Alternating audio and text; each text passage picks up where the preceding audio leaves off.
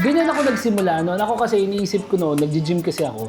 Hindi talaga ako, honestly, hindi ganun ako ka-confident na kikita yung gym ko nung una kasi wala akong idea. Wala naman ako napapanood sa YouTube kung paano yung kitaan eh. So, nag-reason ko na lang, ay okay lang kung wala akong pupunta kasi at least nag-gym ako, pati pamilya ko. Pero it turned out, dumami talaga yung yung mga nag-gym sa akin. Actually, ganun din po yung target niya. Sabi niya, eh di kung yun, no, at least kami naman pwede kami Gagamit lahat mo. gumamit. Yun yung sinasabi ko sa sarili ko na parang papalakas loob kasi hindi ko alam kung ano yung papasukin ko doon.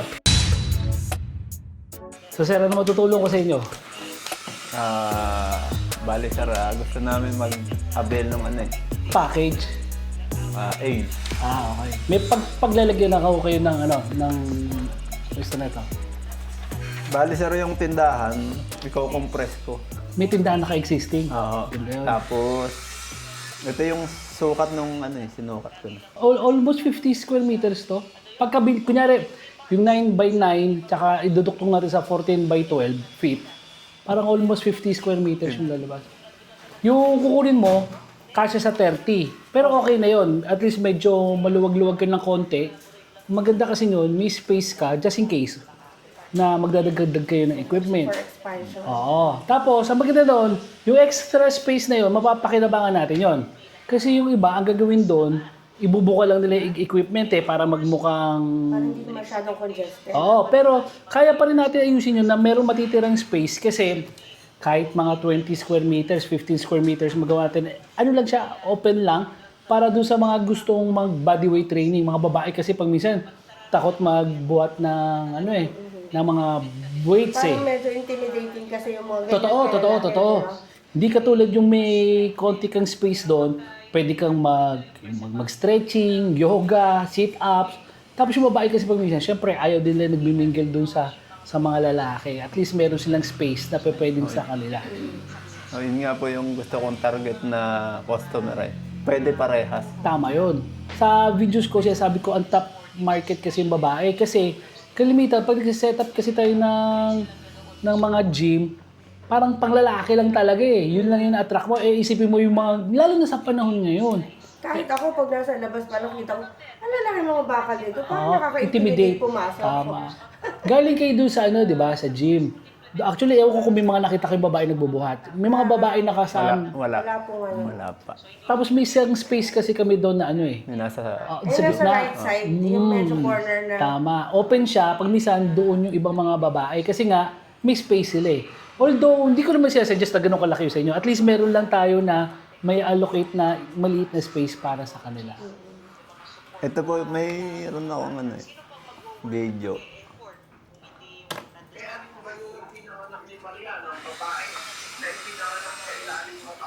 Ito yung bibiyakin sir, Yan po yan po yung loob. Oo. I-open nyo na lang talaga lahat to, tatanggalin lahat yung mga partitions. So, nagbubuhat-buhat ka na rin dyan, may mga gamit ka dyan. Kaya may nakita ako, parang bike kanina eh. Magano siya, yung mga self-made.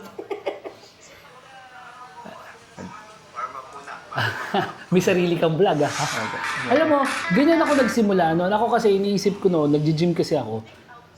Hindi talaga ako, honestly, hindi ganun ako ka-confident na kikita yung gym ko nung una kasi wala akong idea. Wala naman ako napapanood sa YouTube kung paano yung kitaan eh. So, nag-reason ko na lang, ay okay lang kung wala akong pupunta kasi at least nag-gym ako, pati pamilya ko. Pero it turned out, dumami talaga yung yung mga nag-gym sa akin. Actually, ganun din po yung target niya. Sabi niya, eh di kung yun, no, at least kami naman pwede kami Gagamit lahat mo. gumamit. Yun yung sinasabi ko sa sarili ko na parang papalakas loob kasi hindi ko alam kung ano yung papasukin ko doon. Pero it turned out, lalo na yung mga, kasi sa Calamba, alam mo, minadeliveran pa ako dyan. Malapit na siya doon sa lake eh. Ang dami-daming ang dami-daming mga subdivision na dikit-dikit. Doon padami nga po sa video. Oo, sabi pa siya noon pasok, pero loob ang maigi. Tapos, dikit-dikit yung mga subdivision. Kaya yung kliyente ko doon pa lang sa subdivision niya, ang dami ng kaya pumapasok sa kanya, what more yung mga galing pa sa labas. Doon lang din, kasi yung iba, di ba, sabi ko sa, gusto nila sa commercial eh. Pero sa totoo lang, at the end of the day, uuwi yung mga tao na yun sa residential eh. Ba't pa ako lalabas? Kung pareho lang naman yung bench press doon sa commercial tsaka dito eh. Oo Ba't nga. pa ako lalabas? Nandito na ako eh. Doon pala sa lugar nyo, marami na ako naging ganyang kliyente. Doon lang sa subdivision nila, buhay na sila eh. Plus may tindahan pa kayo, makikinabang pa. Alam mo yun dito sa gym, sa likod niyan, may ano yan, may tindahan. Mga bumibili ng Cobra, bumibili ng mga energy drink. Doon na sa kanya, ang lakas eh. Ang lakas talaga, maski yung mga tauhan ko doon nabili sa kanya. Yung sa inyo, ganoon na rin mangyayari. Kaya pati nga nilagang itlog, magbenta ka na rin doon sa ano eh. Sa tindahan nyo. Ito nga po yung latest vlog niyo po ito. Oo nga. Naka-download Oo siya. nga, kanina. Oo, tama. Na-download nyo na para mapapanood nyo kahit offline eh. May idea ako. Yan yung sinasabi ko kasi nung panahon ko, wala akong ano eh, pwedeng maging guide eh kung paano magtayo nung business eh noon. Pagka siguro magkaka-idea ka, lagi isipin mo, pwede sa ano lang, sa commercial na lang, sa commercial, eh magkano rin upa. Eh, yung bang bahay inyo na o hinuhulugan nyo pa? Ano po siya, naka-mortgage po sa Pag-ibig. Isipin mo yun. Baka nga doon sa tindahan mo, enough na yung kita para doon sa mortgage. Pero tong gym, sa tingin ko malaki dadagdag nito para sa pambayad talaga ng mortgage. Parang ano, parang yung iba kasi ginagawa nila, bibili ako ng mortgage na property, tapos papaupahan ko, hahayaan ko yung umuupa ang nagbabayad. Pero sa totoo lang, magdadagdag ka pa doon eh. Maliit lang naman kasi ang upa. Let's say, paupa mo yung bahay mo, siguro mga 8,000 pesos, 7,000 pesos. Tapos magkano yung monthly mo? Kung ngayon ka lang nagma-monthly, baka 10,000 pataas yung halaga ng ano mo. Baka magdadagdag ka pa. Di ka tulad dyan, may gym ka na, may tindahan ka pa. Sa tingin ko, sa sobra pa yun, no? Yung pangulog. Kasi sabi ko nga sa inyo, yung experience ko dyan, pinakamaliit na yung 500 pesos talaga isang araw. Yung nandyan yung gym. Eh magkano isang buwan yun? 15 mil din yun. Pero konti-konti no kasi, kung 50 pesos yung i-charge mo sa isang tao, 10 tao lang yun eh. Eh pinakakonti pa pwede mag-gym sa'yo, 30. Habang nanonood nga po ako sa inyo, kino-compute ko na din eh. Sinasabayan ko na din siya ng may calculate din ako. Good yun. Yung binibigay kong computation, pinakamalita talaga. Kasi ayoko ma-overwhelm eh. Yung kagaya ng ano mo, ng space mo na ano, yung Kiawings Gym. Yung Kiawings Gym, ganyan-ganyan din yung setup niya. Garahe, tapos bahay. To the point na sa sobrang dami nung nag-gym, kagaya nung yung kabila, binili na nila. Para dalawa na yung units na kinuha nila na may gym. Ang dami kasing tao. Maabot sila 50 to 80 katao isang araw. Pero sila, 30 pesos lang yung ano nila. Pero, pag kinompute mo yung 30 pesos sa 50, 1.5 din yun. Pinaka-minimum niya, 1.5 to 2.4 isang araw. Which is not bad kasi, una, makikita mo ng diferensya niya sa tindahan. Una, yung gym, isang beses ka lang mamumuhunan. Tatakbo na mag-isa yan. Sa tindahan kasi, pagka kung ano yung nabenta mo ngayon, bukas makalawa, pupunta ka palengke. Bibili mo uli yun. Refill ka Paulit-ulit. Ito hindi. Pero yan, magko-complement sa isa't isa yung ano eh. Pwede yung mga nag-gym, bibili sa tindahan, o yung bibili sa tindahan, mag-gym. So, pareho silang makikinabang doon. Marami ka pa pwede idagdag dyan na negosyo dyan. Maski nga yung tubig eh. Yung tubig ko, di ako nag-aanli na tubig eh. Kasi yung iba, gubay na 5 pesos. Only water ka na. Kaya naman yun kasi dispenser. Kaso, di ba magkano lang naman tubig? 20-25 pesos ata yung isang susulit ka na. Ang problema mo doon, aksaya sa kuryente kasi aksaya sa tubig unang-una kasi yung mga tao, lalo ako, pagka nag-gym ako, yung malalaki yung garapon yung ko, di ba? Halos kalahati mo yan yun eh. Tapos pag hindi na malamig, itatapon mo yun eh. Pagka libre yung tubig, pagka unli yung tubig mo. Meron na nga po ako saraping idea eh. Yung hinuhulugan, yun. tapos tubig, huhulugan. Ganun yung akin doon sa gym eh. Di ko lang naipakita. Hindi ko na... Parang vendo. Parang bendo, Pero meron ano na yun, yung mismong dispenser, kinonvert na yun na dihulog ng piso. Tapos, lalabas isang basong tubig.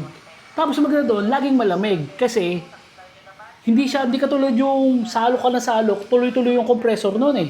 So, kahit dire-diretso kuryente, madaling masira yung dispenser. Hindi katulad yung dihulog ng gano'n, sulit ka doon. Yung isang dispenser ko, nakaka 3,000 ako sa isang buwan. Doon po yun sa tubig lang? Sa tubig lang yun. Eh magkano nga lang nga yung yung tubig. Tapos ito, yung sabi ko, ito, maganda, exciting siya. Bibili ka ng tubig ngayon. Maganda kasi niyan, ma-disseminate na natin yung information na na magtatayo kayo. Di ba? Let's say, magda-down payment kayo. So, 4 to 8 weeks kasi yung gawaan namin. Hindi naman siya matagal gawin eh. Makita mo, medyo nakapila lang talaga. So, maganda dyan, habang ginagawa natin yung gamit, tuturuan ko na kayo ng pre-selling. So, ayusin na natin yung paskill nyo, maglagay na tayo paskill, turuan ko gumawa ng Facebook, ipopromote na natin. Actually, pwede na tayong maningil. Pwede ka na maningil kasi gato. Tuloy ko muna. Sige. Pwede na tayong maningil.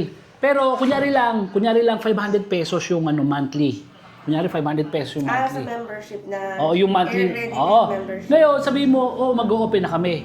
Pero doon sa mga early bird, pwedeng 300 pesos mo na ibigay ko sa'yo. Pero magbabayad na sila. Maganda doon, kumikita ka na doon, 300 pesos. Early bird. Tapos, kunyari lang, 30 pesos yung 30 pesos yung daily mo. Pag per day ka, kunyari lang. Lalagay natin doon, 50 pesos talaga, kunyari. Pero, dahil may promo ka, dahil magbubukas ka, paunahan, 30 pesos yung daily mo. Pero yun, ikaw na lang magde-decide noon kung kailan mo tatanggalin yung promo mo. Pero kasi alam mo naman 30 pesos yung sa'yo eh. Apo. Kasi kaya lang ginawa yun para in case na, teka lang, kasi ang problema mo, pag sumobra dami tao, baka magsiksikan. Pwede mong taasan para kumote yung tao, pero ganun pa rin yung kikitain mo nun eh.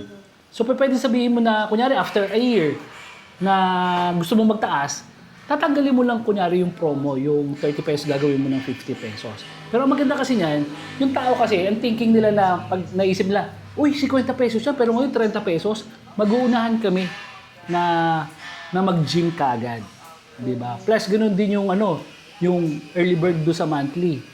Magbabayad na sila, hindi pa sila nag-gym, pinapakinabangan mo na. Kasi maganda niya, pag nag-open ka kasi, kahit mag-gym sila ng ilang oras doon, hindi ka lugi. Wala kasi napupudpud doon sa gamit mo eh. Di ba? Tapos yung sabi ko yung sa tubig. Yung tubig kasi, pwede kang dyan, ex-deal doon sa pwede kausapin mo yung supplier. Oo. It's either here, paramin ka ng dispenser kung di ka bibili ng Or, pwede mo makikabit ng sticker ng gym mo. Tapos, pwede mo silang bigyan ng freebies. Yung, kunyari lang, mag-asawa yung may-ari nung o libre kayo isang buwan habang habang nag-i-ex-deal tayo. Ang ex-deal doon, lahat ng madidelibera nila ng tubig na magko-consume ng 7 yung container sa isang linggo, bigyan mo ng libreng isang gym. Okay lang yon. Isang araw lang naman siya na libre. Para may pass. Kasi maganda dito, sigurado ako na yung nagde-deliver sa inyo ng tubig, yung iniikutan niyang lugar, yun din ng market mo eh. Pareho lang kayo ng market eh. Mas mabilis pang ma-disseminate yung information na, oy, may gym na pala doon. Tapos, syempre, iba yung dating pag may libre. Pero isang beses lang yun ha. Isang araw mo lang siya ililibre. Parang trial. Pero ito pa yun ulit.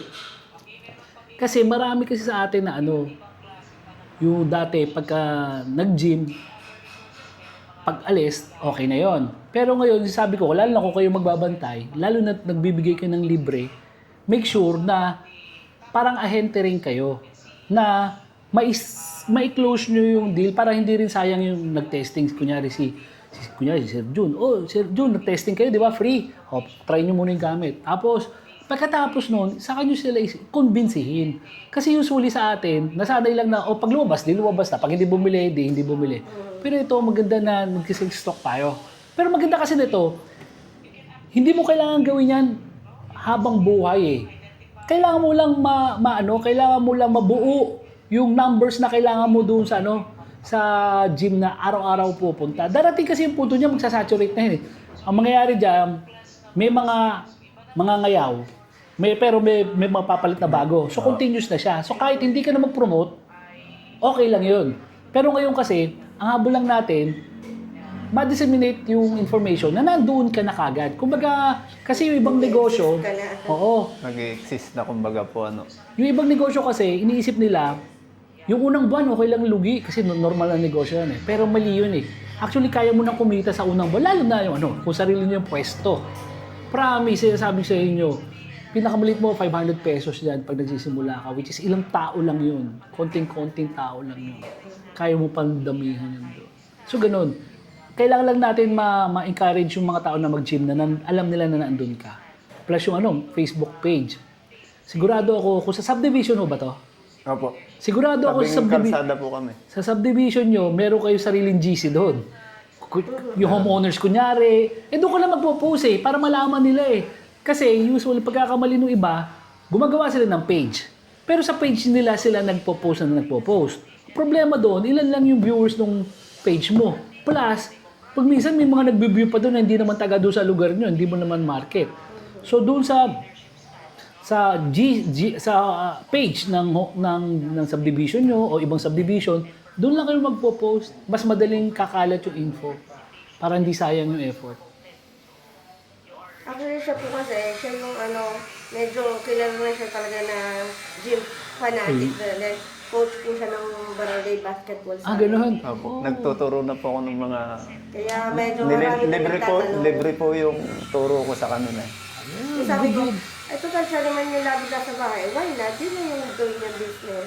Mapapakinabangan mo pa. At least kikita ka pa. Promise, daig mo pa dyan yung sa gym, daig mo pa yung nagtatrabaho talaga na. Tapos nabiyahe ka pa araw-araw. Alam mo naman, pagkatrabaho, alis ka maaga, uwi ka late. Ito, panalo talaga yung ganyan setup. Para ka nakatambay lang yan. Promise, pag nandun ko. Tapos, malupit niyan, kahit tinatamad ka magbuhat, mapipilita kapag may nakakasabay ka ng mga katropa mo. Gano'n. Tsaka alam mo yung binibigay mo doon sa community.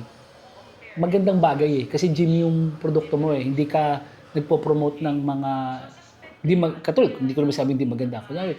Pwede ka kasi computer shop yung niligay mo Ayaw namin, kasi malapit din kami sa School, di ba? Yun na nga Dati po naisip na rin namin, kaya lang nga. Ako yung umaayaw. Di ba? Oo. Ano reason mo? Ang reason ko po, nagtuturo ako ng bata para malayo sa Di mga ba? gadgets. Di magandang gano'n, di ba? Tama yun. Kaya yun din ang punto ko. Kaya alam mo yung pinopromote mo, magandang bagay. Kasi nga nun, kila-awing. Kasi nga, pag minsan, yung may lalapit pa doon na estudyante, kulang yung pera ko alam mo yung, okay lang na ilibre kita kasi maganda yung yung gusto mo mangyari sa sarili mo di ba? So maganda yung na ibibigay ng negosyo nyo sa community talaga. Kaya alam mo, good karma in a way. Siguro, naturuan ko na po doon yung mga nasa 30. Dami na rin. Dami Iba-ibang generation na siguro yun. May mga ganito po. mula. Saka ito pong anak ko nahihilig na po. Bahay. Kaya medyo malapad na yung Oo nga. Sa bahay din lang yan. Calisthenic. Di what more pagka calisthenic po yung niya. What more, pero maganda yung calisthenic. Ako, yun ang sinisimulan ko ngayon body weight. What more pag may mga gamit ka na. Kasi sabi ko sa'yo, the least nga na anong maisip mo dyan, buong pamilya makikinabang talaga doon sa negosyo. Yun nga po dun. Ito, gusto ko mag-weights. Yung nagbabantay, isa lang, hindi mo na kailangan iba pang tao. Yung nagbabantay ng tindahan, pwede hindi lang bantay ng Ako po yung tao doon. Diba? Kasi doon lang nadadaan, bayad ka muna bago Diba? Hindi na doble yung trabaho mo. Same pa rin yung oras mo, same pa rin yung focus mo, pero lumaki yung potential ng kinita mo. Good yun. Dami kong ganyan, mga vlogs ko na sa bahay. Mas gusto ko yun yung sa bahay. Na-inspire nga po ako doon yung 30 square meter nyo. Sa amin, ganun ako noon. Ganun. Tapos sinutang ko lang sa bangko, ang malupit noon. Sa terrace po yun. Oo. Terrace. Tapos kaya sabi ko nga, yung susunod ko na video, sabi ko kasi gusto ko na mag-retire, mag-50 na ako. Pero plano ko, wala pa akong loan sa Pag-ibig Pag nag-loan ako sa Pag-ibig, bili ako 200 square meters na bahay. Katulad ng nyo. Pero yung ilalim, gym. Sa taas, mga 4 na pintuang apartment. Sigurado na ako na sobra pa yung kikitain noon pag mulog ko nung monthly amortization ng Pag-ibig. Ang punto ko lang doon, kaya ko mag-retire kahit na hindi ako umasa. Siyempre, meron namang konting kita rin dito. Pero kahit hindi ako umasa dito, doon na sa kita noon, kaya kong mabuhay doon marirealize nyo yan, siguro after a year na nakita mo na go-operate yung gym na malakas, ang suggestion ko sa inyo, pag-aralan mo uli. Kasi baka kaya mong ulitin yan sa ibang lugar Sa ibang subdivision Kasi, hindi, yung Kalamba, laki-laki ng Kalamba, ilan na yung gym dyan. Hindi naman kayang punuin ng isang gym Sa po kami, upper Land area na Saan ba yun, sir? Sa may Lagwerta po. Saan ba yung banda? Medyo malapit na po siya sa Tagaytay area. Ah, okay. Kasi ang borderline, doon nga, yung Nuvali nga, borderline ng ano pala. Kalamba na pala yun eh. Likod po Oo, nung Oo, Nuvali. gulat ako Kalamba yun. Eh, Santa Rosa yung majority nun eh. Oo. Tapos Kanlubang yung kalahati. Oo, nga. Doon po kami sa likod. Ah, okay. So, hindi Laki siya kasi. sentro, pero feeling namin may market talaga siya. Oo. Kasi tignan mo to, kung ang target mo, 30 katao sa isang araw, sigurado ako, mahigit 30 katao yun nandun sa community sa inyo, nag-willing mga kabataan lang, ilan na yung mag-gym sa inyo na kabataan, di ba? Pero yun, dahil sa bahayan, kailangan ma-disseminate na natin talaga information na nandun kayo. Kasi kahit anong ganda nung produkto ng negosyo mo, pag hindi nila alam na nandiyan ka, di ka na lang pupunta. So maganda yun, matuturuan ko kayo sa marketing, tsaka sa sales. Yung marketing doon, yun yung sa mineral water. Yung sa sales, yung kailangan, bago sila umalis, i-sign up mo na kagad doon sa doon sa... Ma-convince mo. Plus, ang maganda sa amin, pagka sa amin ka kumuha, pera dito sa ganito, kasi ito, hindi ito matatapos sa ganito Kahit na nandun na yung gamit nyo, feel free na tumawag. Kasi sigurado ako, meron tayo hindi na pag-usapan na na-encounter nyo, na malamang na-encounter ko na. So, continuous lang yan hanggang kaya nyo na tumayo sa sarili nyo. So, plus, yun nga, meron din kasamang waiver. Bibigyan ko kayo ng waiver para lahat na mag-gym, bago mag-start mag-gym, pipirma muna sila. May template na kayo ibibigay Oo, papalitan nyo lang yung pangalan. Tapos, business name. kung in case na may mangyari sa kanila sa loob ng gym, wala kayong pananagutan. Plus, meron din kami mga files na ipapatarpulin nyo na lang, mga rules and regulation, mga workout, para pwedeng gayahin kung di nila alam kung anong gagawin, piprint nyo na lang yun. So, yun yung kagandahan pagka sa amin kami yung nagpo-provide ng service. Hindi lang equipment yung nakukuha nyo, pati yung service as sabi. So, yun nga po yung gusto ko Pati yung sa business. Sa totoo, ako tatanungin, mas importante yun. Kasi yung equipment, ang dami naman namin nagbebenta ng ng quality na equipment Pero hindi lahat. Yung support. Yun yun ang importante. Di ba, katulad nito, si Sir, nagtuturo ng basketball, di ba? Pwede naman yung tinuturuan niya, manood nila ako YouTube paano gagawin yan Tapos, pero ano yung resulta nung nanood ako sa YouTube kaysa sa tinuruan ako ni Sir? So, yung probability na mas mag-i-improve ako mag-basketball, mas malaking chance ako sa'yo kasi tinuruan mo ako Hindi lang yung tama ang tinuro mo sa akin Pati yung mali na hindi mo dapat gawin to. Ganun din ako doon sa Diyan ako pumapasok. Pwede kang magtayo ng gym business. Makakabili ka naman equipment sa iba Tapos pwede ka naman manood sa YouTube kung paano gagawin. Pero hindi ka nakakasigurado na tama yung ginagawa mo. Para hindi ka tulad, kung may nag-guide sa'yo, kagaya sabi ko, hindi lang tama yung tinuturo sa inyo. Pati yung mga maling nagawa ko ngayon, dati, sinasabi ko na rin para hindi nyo gayahin kasi pag minsan yun yung sasabi ko, mahal ang matrikula pagka ganun Natuto ka, pero ano yung cost ng pagkatuto mo, yung pagkakamali mo. Magkano pag minsan ng gastos mo.